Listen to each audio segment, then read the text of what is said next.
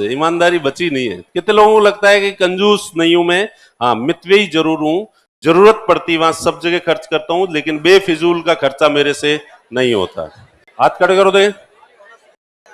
हाँ, ज्यादातर लोग जो है मितव्ययी हैं, और ये जो मितव्ययी होते हैं ना, यही कंजूस होते हैं। तुम ही कंजूस हो। और जिन्हें अपन कहते हैं ना कि फिजूल खर्ची करते हैं, वो मितव्ययी है।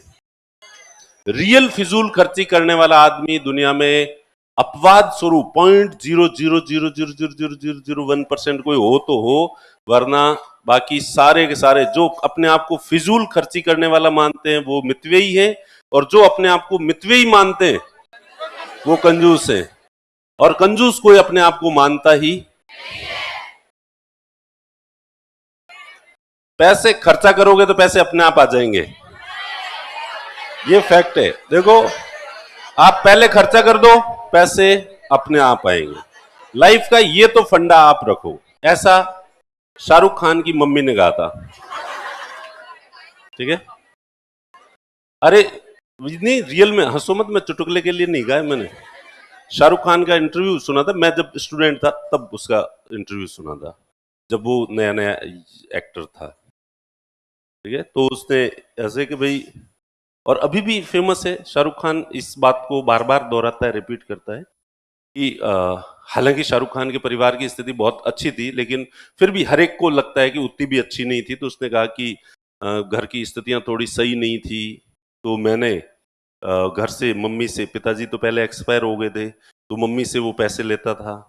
तो फिर उसने, मम्मी ने नोटिस किया कि आजकल जो बेटा है वो पैसे कम ले रहा है मेरे से। तो उस मम्मी ने पूछा कि भाई बेटा, तू आजकल पैसे कम क्यों ले रहा है? तो उसने कहा कि मम्मी, परिवार की स्थिति को देखते हुए मैंने मेरी आवश्यकताओं को थोड़ा कम कर दिया है, थोड़ा मितव्ययी बन गया हूं। तो उसकी मम्मी ने कहा कि ना बेटा, जीवन में कभी भी अपनी आवश्यकताओं को कम करने की कोशिश मत करो। आमदनी के हिसाब से आवश्यकताएं मत तय करो, आवश्यकताओं के हिसाब से आमदनी तय करो। जिस दिन तुमने इनकम के हिसाब से अपनी रिक्वायरमेंट्स को कंट्रोल करने पे ध्यान देना शुरू कर दिया, इसका मतलब तुम अपनी इनकम बढ़ाने पे कभी ध्यान नहीं दे पाओगे। इसलिए जितनी कहावत है कि जितनी चादर है उतने पैर फैलाओ, नहीं, जितने पैर हैं उतनी बड़ी चादर खरीद के ले आओ, दूसरी चादर जो है वो खरीद लो। हाँ, और देखो, ये रिकॉर्डिंग कर देते हैं, मुझे डर इससे लगता है, बाकी सही बात, क्योंकि ऐसी बातें दुनिया में क्या है कि ज्यादातर उपदेशक आदर्शवादी बातें करते हैं, और आदर्शवादी बातें करने वाले लोगों को बहुत सम्मान भी होता है, लोग फॉलोअर्स भी होते हैं, भावुक भी होते हैं। मैं आदर्शवाद फर्जीवाड़ा है। आदर्शवाद हमारे समाज को ले डूबा है। हमारे देश का भट्टा बैठाने में अगर सबसे बड़ा योगदान किसी चीज का है तो आदर्शवाद का है।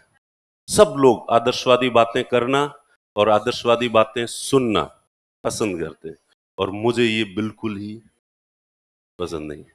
पर व्यवहारिक बातों को, प्रैक्टिकल बातें जो मैं करता हूं, जो मान्यता से बिल्कुल अलग होती है, और ऐसी कोई ये वीडियो किसी ने कर लिया तो लोग थू करेंगे, तुम लोग कोसेंगे, कौन से इंस्टीट्यूट में जाते हो उस मूर्खों के पास में।